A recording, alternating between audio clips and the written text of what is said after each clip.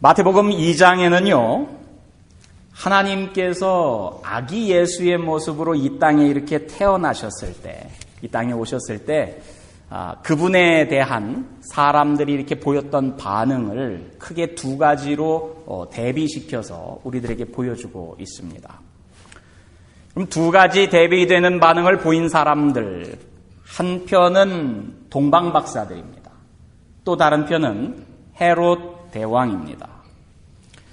첫 번째 동방박사들을 한번 봅시다. 이 사람들은 예수님이 태어나신 것을 기뻐했습니다. 그리고 그분께 나와서 경배하고 그분을 왕으로 이렇게 영접하는 모습을 이렇게 보입니다.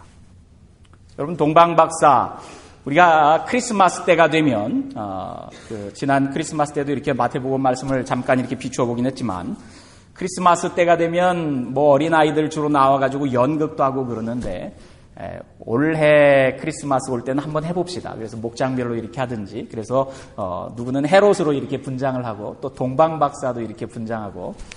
동방박사 분장하려면 몇 명 필요하죠? 동방박사 몇 명이요? 3명. 그죠? 다 알아요. 동방박사 3사람.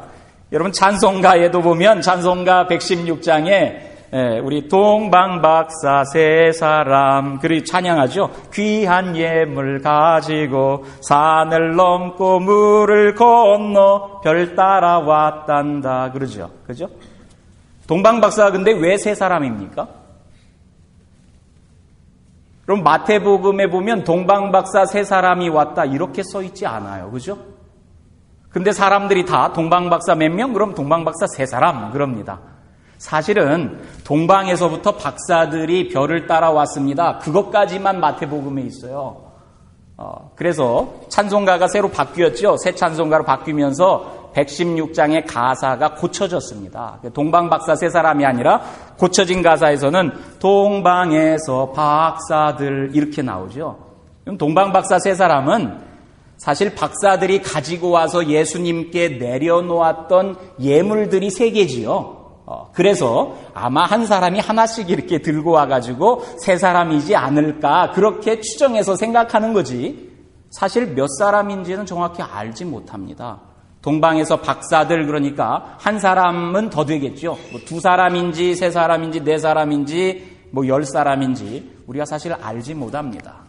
근데 여하튼 3사람이고 아니고 그게 중요한 게 아니라 동방에서부터 박사들이 이 예수님 탄생하시는 것을 기뻐하면서 찾아옵니다.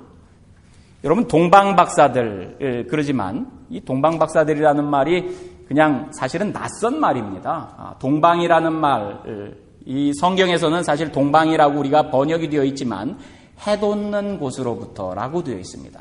원래 그리스 말로는 해돋는 데서부터, 그럼 우리 찬양 가운데서 해 뜨는 데부터 해 지는 데까지 주 이름을 이렇게 찬양하라 하는 찬양도 있는데, 해돋는 데서 찾아온 박사들, 많은 학자들은 이 사람들을 점성술가, 뭐 이렇게 천문학을 공부하든지 아니면 지혜가 많은 사람들이든지 그런 사람들로 이렇게 추정해서 생각을 이렇게 합니다. 근데 왜 해돋는 곳에서부터 이렇게 찾아오냐? 이 사람들이 예루살렘에 이렇게 먼저 찾아가는데 찾아온 이유를 이 동방박사들이 이렇게 예루살렘에서 헤롯 앞에서 설명을 합니다. 자신들이 여기에 찾아온 이유를 뭐라고 이야기합니까?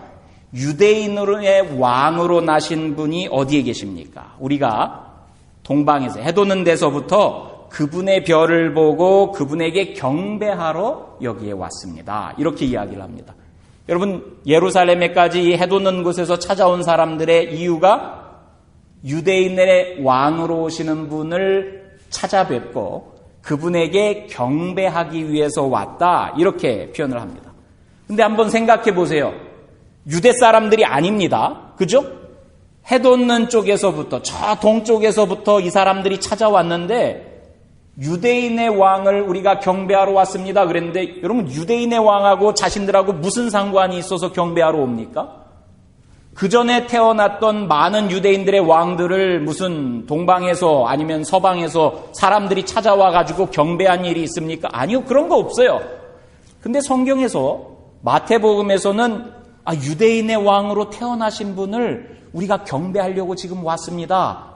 여러분, 여기서 유대인의 왕이라고 이야기하지만 저 멀리 해돋는 쪽에서부터 온 사람들에게도 그 사람들에게도 자신들의 왕으로 이 땅 가운데 오신 분을 경배하기 위해서 왔다는 거예요.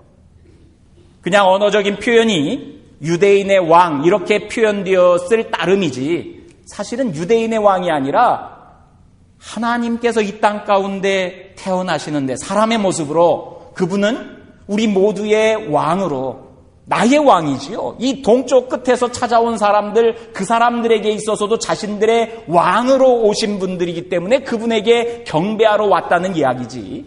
그냥 유대라고 하는 조그만한 나라에 그 나라를 다스릴 만한 인재가 태어났다고 그 사람을 찾아왔다는 이야기가 아니란 말이죠. 내 왕으로 태어나신 분을 경배하기 위해서 오셨다는 거예요.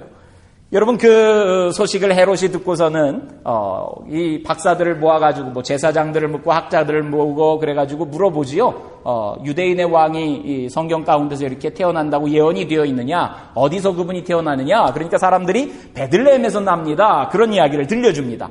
그 베들레헴이라는 소식을 듣고 이 동방 박사들이 이제 베들레헴을 향해서 나아가죠. 근데 동방에서부터 별을 보면서 이렇게 왔는데 그때 그들을 인도했던 별이 또 그들 앞에 나타나서 그들을 인도해 가다가 아기가 있는 곳에 멈추었다. 그렇게 성경은 우리에게 들려줍니다. 그리고서는 그 별이 멈춰선 것을 보고 이 박사들이 크게 기뻐합니다. 여러분 예수님이 태어났다는 소식을 듣고 처음 묘사되는 사람들 사이에 어떤 반응을 보이냐? 동방박사와 같은 반응을 보이는 사람들이 있었는데 그들은 예수님을 경배하기 위해서 예수님께 나아옵니다. 그리고 그들은 예수님이 이 땅의 왕으로 오신 분입니다. 유대인의 왕뿐만이 아니라 나의 왕으로 오신 분, 온 인류의 왕으로 오시는 분, 새로운 왕으로 이 세상을 이끌어 가실 분으로 오신 분이라는 것을 고백하며 그분에게 나옵니다. 그리고 그분이 계신 곳을 찾자 기뻐합니다. 여러분 아기 예수를 만나게 된 것을 기뻐하는 거예요. 그분을 자신이 이렇게 자신의 왕으로 모시고 영접하게 될 수 있는 것에 대해서 기뻐합니다. 그리고서는 아기가 있는 곳에 들어가지요. 그 집에 들어가 봅니다. 그랬더니 아기가 어머니 마리아와 함께 있는 것을 보았다고 했습니다. 엎드려서 그에게 경배합니다. 여러분 이게 예배자의 모습인 거예요. 엎드려서 경배합니다. 절했다는 표현이죠. 나의 왕으로 이 아기 예수를 나의 왕으로 내가 영접합니다. 여러분 그러한 형식을 담아서 엎드려서 경배하는 거예요. 여러분 경배하는 사람들은 자신들이 가지고 온 그들의 보물 상자를 열어서 성경에 보니까 대단하게 표현되어 있습니다. 보물 상자예요.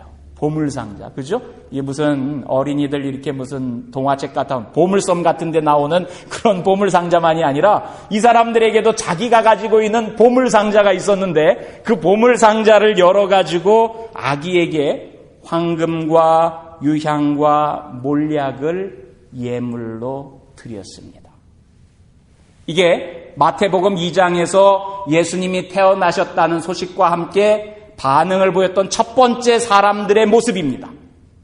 기억하세요. 이제 두 번째 사람의 모습이 나옵니다. 예수님이 태어나셨을 때 그분을 향해 보였던 두 번째 반응을 보인 사람은 다름 아닌 헤롯 대왕입니다. 여러분 이 헤롯 대왕의 이야기를 우리가 알지만 예수님이 태어나신 것을 반기지 않지요. 그저 반기지 않을 뿐만 아니라 그분이 왕으로 오셨다는 것을 인정하지도 않습니다. 그리고 도리어 그분의 존재를 지워버리려고 합니다. 그죠? 자세히 들여다볼까요? 여러분 동방에서 박사들이 이렇게 찾아와서 헤롯 대왕에게 물었지요. 유대인의 왕으로 오시는 분이 어디에서 태어나셨습니까? 이 이야기를 묻는 것을 듣고서는 성경은 헤롯이 어땠다고 이야기를 하냐면 헤롯이 이 이야기를 듣고서 당황하였다. 온 예루살렘 사람들도 그와 함께 당황했다. 이렇게 묘사를 합니다. 여러분 헤롯은 유대의 왕입니다. 근데 왕인 나에게 사람들이 찾아와가지고 유대의 왕으로 태어나신 분이 계시다는데요. 어디 있습니까? 여러분, 내가 지금 유대의 왕인데 나에게 와가지고 다른 유대인의 왕을 찾네? 당황스러운 거지요. 여러분, 본래 헤롯이라고 하는 인물은 유대인이 아닙니다. 에돔마이트지요. 여러분, 이둠의 사람이라고 히라보로 이렇게 표현되지만 에돔 사람입니다. 에돔 사람. 여러분, 그 에돔 출신의 사람. 근데 이 에돔 출신의 사람이 역사적인 변곡 끝에 우여곡절 가운데 유대인의 왕이 되었어요. 근데 여러분, 유대인들은 이 에돔 사람들을 여러분 좋아하지 않습니다. 싫어하지요. 그 왕으로 앉아 있는데도 불구하고 백성들은 이 왕을 좋아하지 않습니다. 그 백성들의 환심을 살려고 사실은 헤롯이 많은 일들을 합니다. 여러분, 솔로몬이 건축했던 그 성전, 그게 이제 붕괴되고 두 번째로 이렇게 포로에서 귀환한 사람들이 성전을 이렇게 재건해서 지어놓잖아요.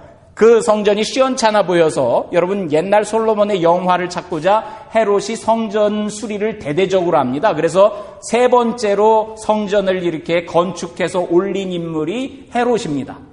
의도는 어떻게 하면 이 백성들의 환심을 내가 살 수 있을까? 거기에 헤롯의 마음이 다 이렇게 가 있어요. 성전도 재건할 뿐만 아니라 유대교인들에게 그 많은 환심을 사기 위해서 로마로부터 이렇게 양해를 얻어가지고 유대교인들의 종교 활동을 굉장히 자유롭게 이렇게 우대하는 정책들도 이렇게 펼쳐갑니다. 자신의 내가 유대인이 아니야 하는 컴플렉스를 가지고 유대인들의 왕이 된 사람이 자신의 자리를 이렇게 연연하면서 어떻게 하면은 저 사람들로부터 좀 인정받을까? 그것에 이제 전전긍긍하는 왕이에요. 여러분, 스스로가 자신의 왕위가 그렇게 안정적이다 이렇게 생각지 않습니다. 위태위태한 왕이지요. 그러니까 자신의 왕위를 지키기 위해서 여러분, 친인척되는 정적들을 많이 이렇게 살해하고 숙청한 그런 전례가 있는 왕이기도 합니다. 근데 이런 왕에게 저 다른 나라에서 박사들이 찾아와가지고 유대인의 왕으로 오시는 분이 있는데 어디서 태어났어요? 하고서는 묻는 거예요. 그러니까 이 헤롯이 당황스러워했다 그럽니다. 그럼 작년에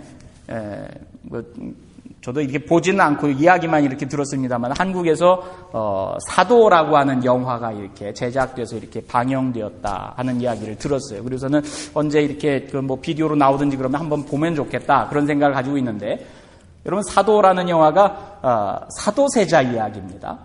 이 사도세자가 누구예요? 영조의 아들이죠. 조선시대 때 가장 이렇게 나라의 흥왕을 이렇게 일구었던 왕이 영조, 정조 때 아닙니까? 그런데 그 영조가 자신의 아들에게 왕위를 이양시켜 주어야 하는데, 여러분, 그 왕좌에 대한 자신의 그 욕망 때문에 아들에게 왕위를 이어주지 못합니다. 사도세자가 굉장히 이렇게 영특한 그 왕제로 이렇게 그 역사 가운데서 이렇게 그리고 있는 부분들이 있습니다. 그래서 많은 신하들이 그 사도세자를 좋아해요. 그리고 이 왕이 되는 이제 교육들을 이렇게 시켜가면서 좋은 왕이 될 수 있는 싹들이 이렇게 보입니다. 여러분, 영조가 자신이 이제 왕위를 이양하겠다고 그러면서 자신의 아들을 왕위로 이렇게 세우지요. 여러분, 짐이 이제 물러날 때가 됐어. 이제 신하들에게 물어보는 거예요. 내가 이제 물러나고 소위 은퇴하고 그리고 이제 내 아들이 왕위를 이어가면 어떻겠나? 여러분, 그때 전하 그렇게 하옵소서 그러면 큰일 나는 거예요. 그죠? 이거는 대역죄인입니다. 저놈이 나를 버리고 내 아들을 왕위에 앉힐 생각을 하는구나. 심지어는 여러분, 아들도 마찬가지지요. 내가 왕위를 이제 물러나고 이양시키겠다 그럴 때 그거를 넙죽 받겠다고 그러면은 역적이 되는 겁니다. 그러면은 여러분, 뭐라고 그래요? 대궐 앞에서 이렇게 석고되지 않는다고 그러잖아요. 제발 그 명을 거두어 달라고. 그게 절충해가지고 사실 왕위에 사도를 이렇게 앉히면서 여러분, 영조가 수렴청정합니다. 자기는 상왕이 되어서 뒤에 이렇게 올라가서 앉아있고, 그리고 이제 젊은 왕이 나라를 다스리는데, 사도세자가 나라를 다스려갈 수 있게끔 도와주질 않죠. 뭔가를 이렇게 왕이 이끌고 가고자 하면은 상왕이 그것을 용납하지 않습니다. 반대하는 거예요. 그러니까 있으나마나한 왕위 가운데 이렇게 앉아있는 그 사도세자가 이제 물러나게 되죠. 그러면서 뒤주 속에 이렇게 갇히고 결국에는 아버지에 의해서 이렇게 죽임당하는, 여러분 한국 역사 가운데서 참 이게 불운한 역사 중에 하나죠. 왕조사 가운데 아버지가 왕위에 대한 욕심 때문에 아들을 죽인 역사 아닙니까? 여러분 헤롯을 들여다볼 때마다 유대인들 가운데서 왕이 태어났다지요. 그 소식을 듣는 헤롯의 마음이 여러분 어쩌면 영조의 그 병적인 왕위 집착하는 그 마음과 이렇게 오버랩될 수도 있겠다 싶은 생각들을 이렇게 합니다. 그래서 이 소식을 듣고 헤롯이 당황했다 그럽니다. 여러분 그 왕의 당황하는 모습을 보고 온 예루살렘 사람들이 그와 함께 당황합니다. 무슨 일이 일어날지 모르는 거죠. 저 왕이 지금 저런 소식을 듣고 있는데 평소에도 이게 정상적인 왕이 아닌데 자신의 숙부도 죽이고, 여러분 그 친인척들 가운데 많은 사람들 이미 죽였던 사람이에요. 근데 저런 소리를 듣고서는 어떤 피바람이 불게 될지 여러분 예루살렘 사람들이 두려워하는 겁니다. 그러면서 함께 당황해야 합니다. 여기 한 줄로 묘사되어 있지만 여러분 그것을 읽어할 때 왕이 그 속에 당황했고 온 예루살렘 사람들도 그와 함께 당황하였다 하는 그 성경 구절이 사실은 그 헤롯의 심기를 이렇게 드러내 보여주고 있는 거지요. 왕은 그 소식을 듣고 백성의 대제사장들을 다 불러 모읍니다. 율법 선생님들을 다 불러 모으죠. 그리고서는 그리스도가 어디서 태어나느냐 묻습니다. 그죠? 그리고 그리스도가 베들레헴에서 태어납니다 하는 구약의 이제 예언을 인용해 가지고 백성들이 대답을 합니다. 그러자 헤롯 대왕이 동방 박사들에게 이렇게 이야기합니다. 그 박사들을 가만히 불러서 별이 나타난 때를 캐어 묻고. 그럼 캐 묻는 게 뭐예요? 정말 이게 궁금하고 그냥 순수한 동기에서 주님이 언제 태어나셨죠? 그러면 동방 박사들에게 별이 언제 나타났는지 물어보고 이렇게 되어 있을 거예요. 그죠? 근데 성경은 물어보는 게 아니라 캐어 묻는다 그러죠. 이걸 캐어 묻는다라는 이야기가 이게 굉장히 부정적인 어감을 가지고 있는 그런 단어지요. 캐어 묻습니다. 별이 언제부터 보이기 시작했죠? 안에 자기가 생각하는 바가 있었던 거지요. 그때로부터 시작해서 그 베들레헴 주변에 있는 태어난 아이들을 내가 살려두지 않겠다. 그런 생각을 이렇게 품고 있는 겁니다. 그래서는 동방 박사에게 이렇게 얘기합니다. 가서 그 아기를 샅샅이 찾아보시오. 꼭 찾아야 됩니다. 이런 이야기죠. 그리고 나에게도 알려주시오. 나도 가서 경배하겠습니다. 경배할 마음이 있는 거예요. 그 사람이 누군지 알면 죽여버리겠다는 거죠. 자, 성경은 그렇게 헤롯에 대해서 이야기를 합니다. 박사들이 돌아간 뒤에 여러분 주님의 천사가 요셉의 꿈에 나타나죠. 그리고서는 헤롯이 아기를 찾아서 죽이려고 하니까 일어나서 아기를 데리고 또 아기의 어머니를 데리고 이집트로 이렇게 피신해라. 그래서 요셉이 여러분 이집트로 피신하는 그와 같은 이야기가 마태복음 2장 가운데 이렇게 담겨져 있습니다. 그 이후에 헤롯이 어떤 일을 저지릅니까? 박사들이 돌아오지 않습니다. 오겠다고 했는데 약속을 지키지 않는 거지요. 오지 않으니까 이제 분노를 표출합니다.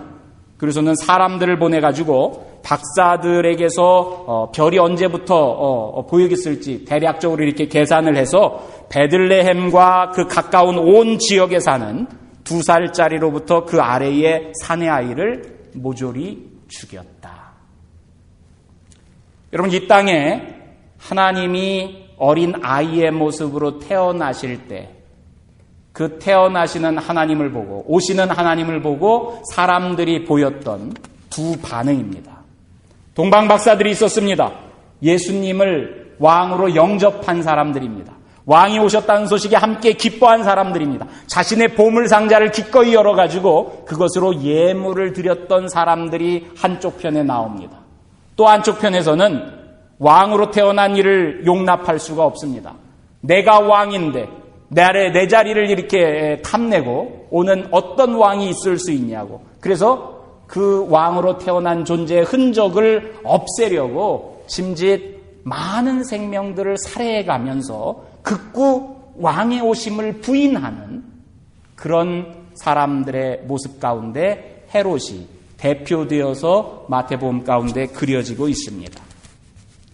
여러분, 오늘 설교 제목이 동방박사 대 헤롯 대왕이죠. 동방박사와 같은 사람들의 무리들과 헤롯 대왕과 같은 사람들의 무리들입니다. 여러분, 세상에는 이 두 부류의 사람들이 늘 함께 있어 왔습니다. 사실 예수님께서 태어나실 때뿐만 아니라 성경을 들여다보면 하나님께서 이 세상을 창조하고 하나님께서 사람들을 창조하고 난 때부터 이 세상이 마지막에 이를 때까지 이 두 부류의 사람들은 늘 언제나 공존해서 세상에 있어 왔고 또 있어 갈 것입니다. 창세기에서부터 요한계시록까지 이 두 부류의 사람들로 성경은 그 이야기가 가득 채워져 있습니다. 동방박사의 반열에 있는 사람들이 있습니다. 믿음의 사람들입니다. 하나님을 인정하는 사람이고 하나님의 백성이 되는 것을 기뻐하는 사람들이 동방박사의 반열에 있는 사람들입니다.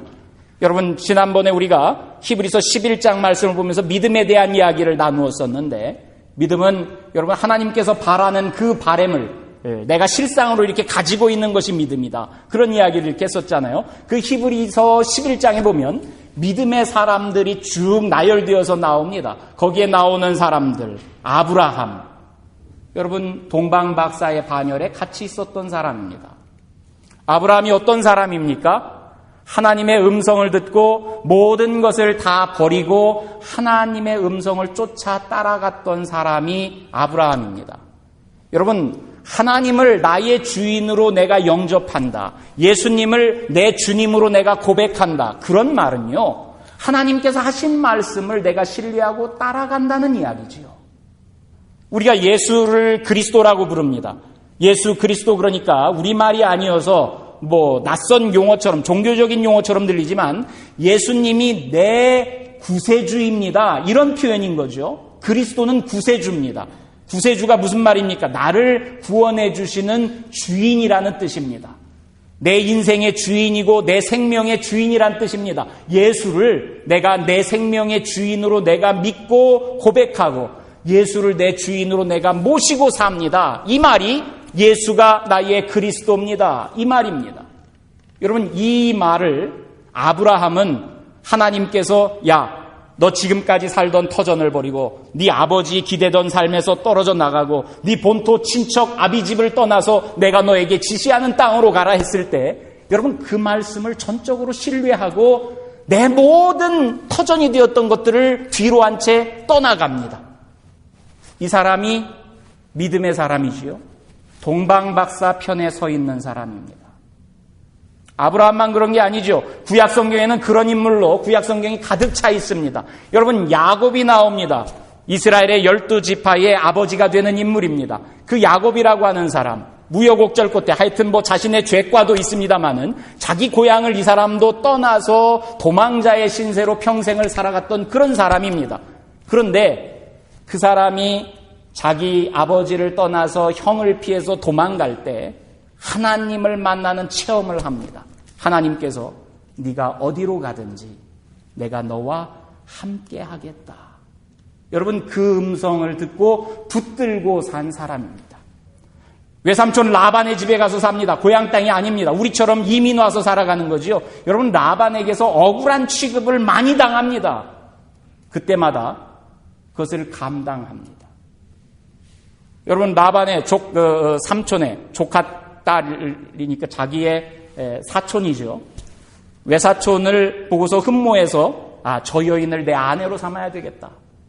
내가 저 여인을 아내로 얻는 그 값으로 내가 7년 동안 외삼촌의 집에서 종살이 하겠습니다. 그리고서는 7년을 보냈더니 엉뚱한 사람을 나에게 신부로 주었습니다. 그리고서는 외삼촌이 뭐라 그래요? 네가 원하는 딸을 가지려면 7년 더 일해. 여러분, 그 소식을 듣고 어떻게 합니까? 감당합니다. 어떻게 감당합니까? 하나님께서 나와 함께 하셔. 여러분, 지금 억울한 일이 있고 지금 힘겨운 일이 있어도 하나님께서 나와 함께 하셔 하면서 그것을 감내한 사람으로 아브라함이 나오고, 야곱이 있고, 이 야곱에게서 12명의 아들들이 나오며 이스라엘의 12지파를 이루어가지 않습니까? 여러분, 야곱의 인생을 보면 참 험난합니다. 기근이 닥쳐서 자신이 살 수가 없어가지고 이집트로 이민 가는 그 이야기까지 나오지 않습니까?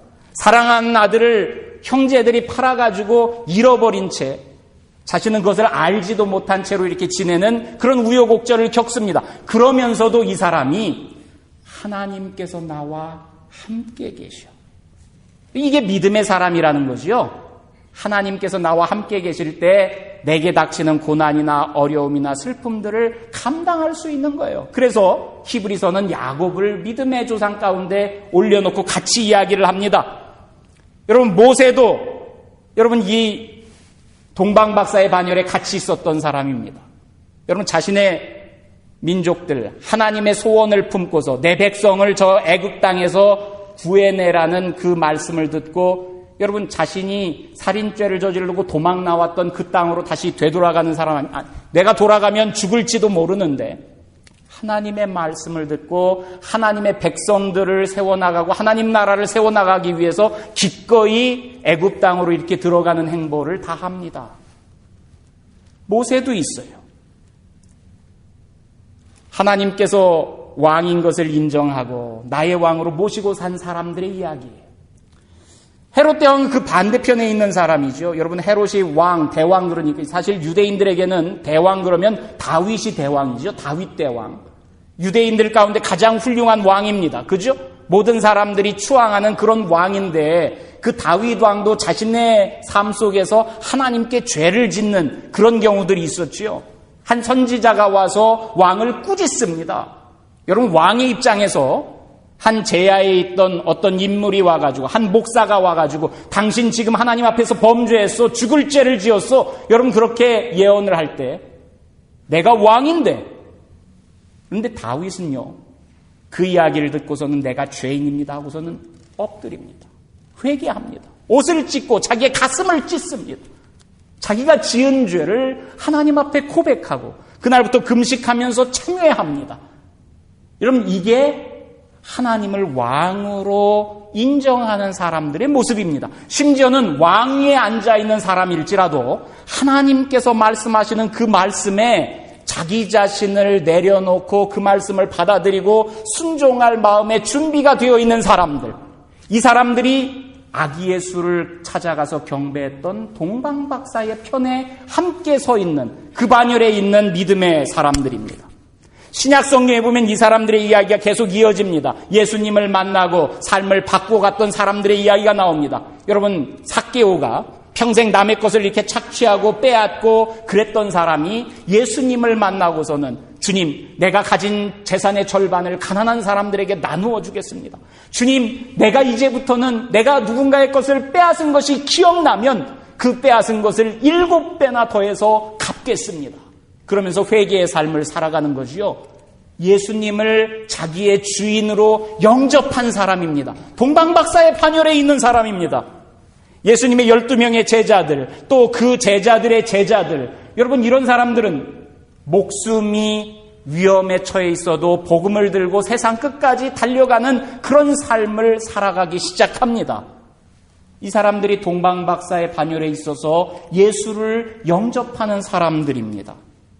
요한계시록에 보면 짐승이 생명을 빼앗아가는 그런 위협 속에서도 기꺼이 순교를 감당하면서 신앙을 지켜갔던 믿음의 선조들의 이야기가 나옵니다. 동방박사의 반열에 있던 사람들입니다. 성경은 이런 사람들의 이야기로 우리들을 격려하고 우리들로 하여금 믿음의 사람으로 서도록 끊임없이 인커리지 해줍니다. 근데 성경에는 이 동방박사에 속한 사람들만 나오는 것이 아닙니다. 여러분, 성경에는 헤롯 대왕 편에 서 있는 사람들의 이야기도 숱하게 나옵니다. 헤롯의 반열에 서 있는 사람들, 여러분 애굽에서 왕 노릇했던 바로 왕이 헤롯의 반열 가운데 있던 사람들입니다.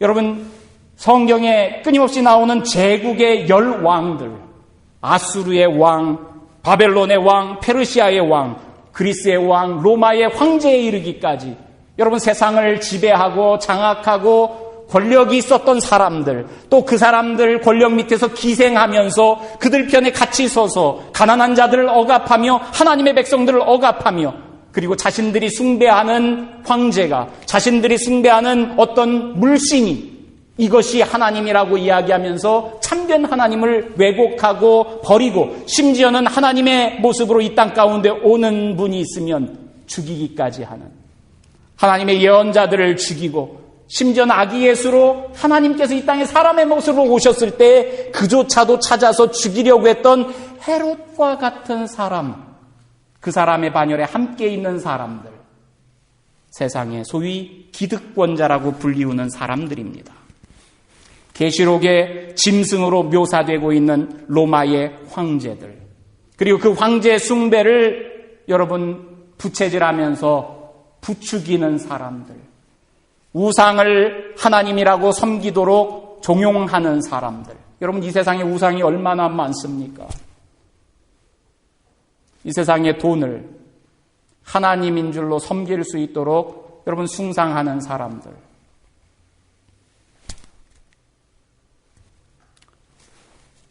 어젯밤에 한 지인 목사님한테서 이렇게 카톡이 이렇게 와가지고 열어봤더니 자기 교회 청년들이 지금 난리가 났다는 거예요. 뭐 때문에 난리가 났냐면 어제 그 복권 당첨 금액이 미국에서 사상 최대로 이렇게 높아졌다고 그러더라고요. 그래서는 누가 그거 이렇게 받았는지 모르겠지만 청년들이 서로 막 그냥 카톡을 하면서 야 지금 빨리 사. 1시간 남았어. 여러분 이게 하나님이죠. 로또 당첨금이 하나님입니다. 여러분 로또만 그런 게 아니죠. 내 삶을 바꿀 수 있는 것이 조금 더 되는 물질이라고 여기면 그게 하나님입니다. 여러분 돈 때문에 얼마나 많은 사람들이 신의를 버리기도 하고 목숨을 해치기까지 하고 그릇된 길로 나아가면서 남의 것들을 뺏기도 하고, 여러분 우상입니다. 사람들이 가지고 있는 그릇된 신념들, 그 신념 때문에 다른 사람들을 해친다면 그 신념들도 우상이지요. 이데올로기가 세상을 지배했던 시대, 냉전 가운데서 여러분 자유주의고 공산주의고 그 이데올로기가 사람들을 해치고 사람들을 지배하고 다스리던 그때의 그 이데올로기의 종노릇했던 많은 사람들, 여러분 다 하나님을 배척하고 자기가 숭상하는 그 이념에 종속되어서 살아가는 그런 모습들, 우상을 쫓아가면서 하나님을 부인했던 사람들입니다. 오늘날 우리도 여전히 우리를 다스리는 허망한 하나님 아닌 것들 앞에서 하나님을 부인하고 살도록 여러분 우리를 종용하는 것이 얼마나 많은지 모릅니다. 거기에 함께 어울려 있는 것이 헤롯의 반열에 서 있는 사람들입니다. 성경은 동방박사의 반열에 서 있는 사람들과 헤롯의 반열에 서 있는 사람들 끊임없이 대비시켜서 보여줍니다. 지금은 헤롯의 반열에 서 있는 사람들이 세상 가운데서 더 많은 것들을 차지하는 것 같고 잘 사는 것 같을지 몰라도 성경은 그 사람들이 여러분 유황불못 가운데서 떨어질 것을 심판하고 예언합니다. 그러면서 동방박사 편에 설 수 있도록 끊임없이 우리를 이끌고 갑니다. 근데 여러분 성경을 보면서 이 동방박사와 헤롯이 겉으로 드러나가지고 저 사람은 동방박사와 같이 믿음의 사람이구나, 저 사람은 헤롯 편에 선 하나님을 저버리는 사람이구나, 이런 것들이 극명하게 이 사람은 이 편이고 이 사람은 이 편이고 그렇게 이야기할 수만도 없습니다. 가만히 나를 들여다보니까 내 안에서도 어떤 때는 동방박사처럼 하나님을 모시고 하나님 성령의 사람으로 내가 서겠습니다 다짐하며 그와 같이 가기를 힘쓰는 때가 있는 나의 모습을 봅니다. 그런데 어떤 때는 내 자신이 헤롯과 같은 모습으로 내 안에 계신 성령을 소멸시켜가는 그런 삶을 살아가고 있는 나 자신도 발견해 봅니다. 사실 이 사람은 동방박사고 이 사람은 헤롯이다. 그렇게 이야기하기 힘든 것이 모든 사람들에게 있어서 이 양면성을 다 가지고 있습니다. 아까 이야기했던 다윗도 여러분 그가 동방박사와 같은 길만 걸어갔던 것이 아니잖아요. 우리아의 아내를 강제로 빼앗고 그것을 감추기 위해서 우리아를 죽이고 그리고서도 자기가 근엄한 왕인 줄 그렇게 생각하면서 살아갈 때는 이게 헤롯 편에 서 있는 사람이지요. 여러분 모든 사람이 그 안에 동방박사의 모습과 헤롯의 모습을 같이 가지고 있습니다. 그게 우리의 실상인 것 같아요. 심지어는 사도 바울도 그렇게 고백합니다. 여러분 자신을 향해서 오라 나는 곤고한 자로다 이렇게 이야기하지 않습니까? 나는 죄인 중에 괴수다 그러면서 스스로를 이렇게 한탄스러워합니다.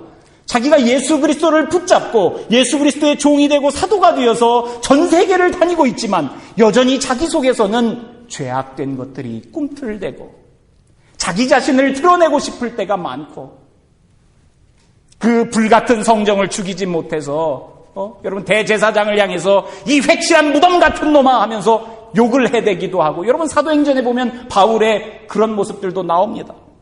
끊임없이 예수 그리스도로 말미암아 나는 아직 붙잡은 줄로 여기지 아니하고 나는 오늘도 다름질하고 있습니다. 예수 그리스도를 닮아가려고 나는 오늘도 노력합니다. 그렇게 이야기하는 사도 바울인데 그 사도 바울에게서도 동방박사와 같이 주님을 영접하고 경배하는 그런 모습만 있는 것이 아니라 헤롯처럼 주님을 부인하고 내 육체의 소욕이 자기를 지배하고 있던 그런 때도 있는 것을 우리는 살펴봅니다.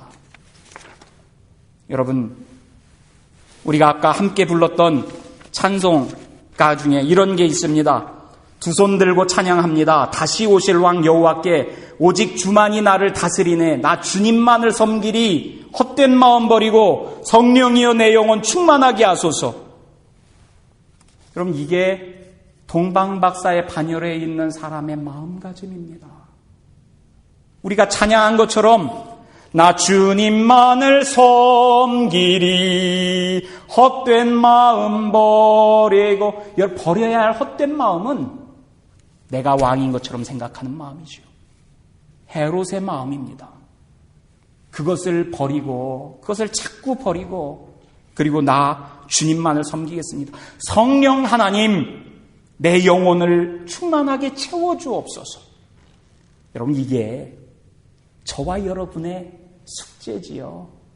우리가 다 성령의 사람입니다. 성령 하나님이 내 안에 찾아오셨습니다. 문제는 그 성령 하나님이 나를 온전히 다스리고 나를 충만하게 채워서 하나님의 뜻 가운데 내가 살아가도록 나를 이끌고 가도록 하나님께 나를 드리는 거지요. 나를 채워주세요. 나를 채워주세요. 내 못난 자아는 예수님께서 십자가에 달려 돌아가신 것처럼 자꾸만 죽어지게 내 못난 자아는 십자가에 못 박혀 죽어가게 하시고 내 안에 성령 하나님이 하나님의 영으로 나를 채워서 나를 인도해 주세요. 여러분 그게 우리가 헤롯의 모습은 우리 속에서 자꾸만 줄여가고 동방박사의 모습은 자꾸만 키워갈 수 있는 유일한 방법이지요. 우리가 하는 게 아니에요. 우리를 하나님께 내어드리면서 하나님께서 내 안에 계셔서 성령 하나님이 나를 온전히 다스리는 그 사람이 되어서 성령 하나님이 내게 귀 기울여서 하시는 말씀에 내가 귀 기울여서 응답하고 따르면 됩니다. 따르면 되는 거예요. 하나님께서 나를 이끌고 가도록 하는 거. 여러분 목사가 성도들을 괴롭히려고 하나님 말씀 보세요. 묵상하세요. 오늘 큐티 하셨어요. 큐티한 거 나누세요. 아무개 형제님, 아무개 자매님 오늘 큐티한 거 나누세요. 그러면서 못해서 미안해 죽겠는데 목사님 자꾸 그냥 시키고 여러분 그게 여러분 괴롭히려고 그러는 게 아니죠. 그죠? 왜 그래요?